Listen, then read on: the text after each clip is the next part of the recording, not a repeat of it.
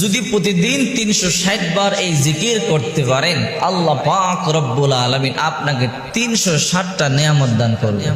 এবং আল্লাহ পাক রব্বুল আলামিন মৃত্যুর পরে এমন ভাবে আপনাকে রাখবে, জাহান্নামের আগুন আপনার ধারে কাছেও আসতে পারবে না। হাদিসটি মুসলিম শরীফের 2377 নম্বর হাদিস। কোন ব্যক্তি যদি দৈনিক 360 বারে জিকির করে, আল্লাহ তার কোনো হিসাবই নিবে না। আল্লাহর সে প্রিয় হয়ে যাবে, আল্লাহ তাকে ভীষণ ভালোবাসবে, আল্লাহর বন্ধু হবে। আর ওই সময় আল্লাহর কাছে সে যা চাবে আল্লাহ পাক রব্বুল আলামিন তাই দান করবে। মা আয়েশা রাদিয়াল্লাহু তাআলা আনহা বলেন, রাসূলুল্লাহ সাল্লাল্লাহু আলাইহি ওয়াসাল্লাম আমাদেরকে এই জিকির 360 বার প্রতিদিন পড়বার জন্য বলেছেন। দেখেন না, মা আয়েশা বলেন, আন আয়েশা রাদিয়াল্লাহু তাআলা আনহা قالت ان رسول الله صلى الله عليه وسلم قال আম্মা জান আয়েশা সিদ্দিকা রাদিয়াল্লাহু তাআলা আনহা বলেন, বিশ্বনবী মুহাম্মদুর রাসূলুল্লাহ সাল্লাল্লাহু আলাইহি ওয়াসাল্লাম বলেছেন, ইন্নাহু খুলিকা কুল্লু ইনসানিন মিন বানি আদম আলা 60 ওয়া 300 মাফসিলিন ফামান কাব্বারাল্লাহা ওয়া হামিদাল্লাহা ওয়া হাল্লালাল্লাহা ওয়া সাব্বাহাল্লাহা ওয়াস্তাগফারাল্লাহ। মা আয়েশা রাদিয়াল্লাহু তাআলা আনহা বলেন, রাসূল করিম সাল্লাল্লাহু আলাইহি ওয়াসাল্লাম বলেছেন, খুলিকা কুল্লু ইনসানিন মিন বানি আদম আলা 60 ওয়া 300 মাফসিলিন। প্রতিটা বনি আদমকে 360টা জোড়া বিশিষ্ট আল্লাহ তৈরি করেছেন। আমার দেহের মধ্যে 360টা জোড়া আছে, আপনার দেহের মধ্যে 360টা জোড়া আছে। প্রতিটা মানুষের দেহের মধ্যে আল্লাহ তারা 360টা জোড়া দিয়েছে।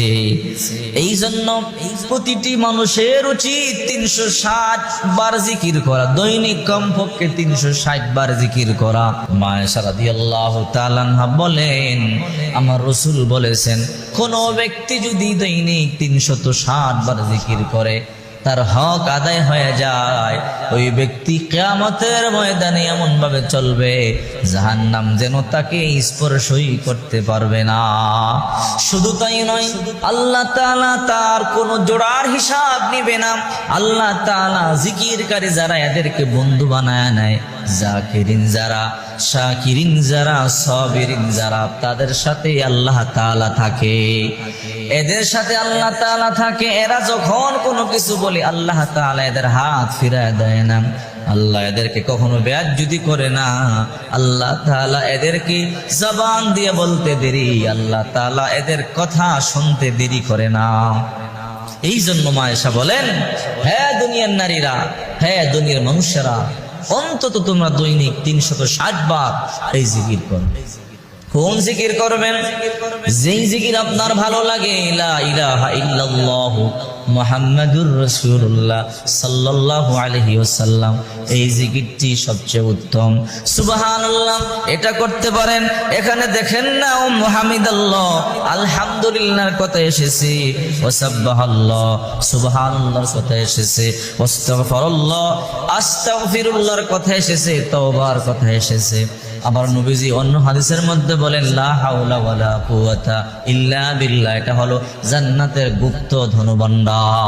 কোন ব্যক্তি যদি লা হাওলা ওয়ালা কুওয়াতা ইল্লাল্লাহর জিকির করে, আল্লাহ পাক রব্বুল আলামিন জান্নাতের গুপ্ত ভাণ্ডারের মালিক তারে বানায়া দিবে।